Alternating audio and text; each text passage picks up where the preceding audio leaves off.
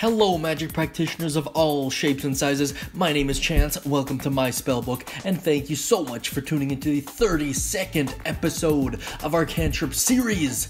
Today we're going to be looking at the Holy Flame, or rather the Sacred Flame, usable only by the Cleric class, and through extension anyone else with access to their spell lists, and it is found in the Player's Handbook, so everyone should have access.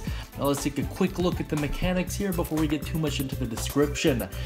Your damage die will be a die 8, so 1 die 8 at 1st level plus an additional at 5th, 11th, and 17th level for a grand total of 4 die 8. The cast time is 1 action, the range is a impressive 60 feet, the duration is instantaneous, the saving throw is Dexterity, the components are somatic and verbal, the school is Evocation, and the damage type is Radiant. So very cool there. I think this is our first Radiant cantrip of the series. Now let's take a look at the full description for flavor purposes and so that we're on the same page. I'll post this down in the video description, so if you'd like to follow along there, you definitely can. Flame-like radiance descends on a creature that you can see within range. The target must succeed on a dexterity saving throw or take 1 die 8 radiant damage. The target gains no benefit from cover for this saving throw. The spell's damage increases by 1 die 8 when you reach 5th, 11th, and 17th level. So a lot to unpack there. I would like to point out that this would make a great scry and fry spell. The range of 60 feet might limit you, but with a familiar or something along those lines, there may be a way around that. Very cool thematically. The fact that it discards cover is pretty cool as well. It gives the impression that no one's really safe from you.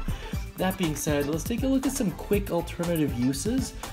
I'd like to point out that there are a ton of social uses for this spell. It's not a spell that inherently comes from your hand or your eyes or anything like that. It just descends on them.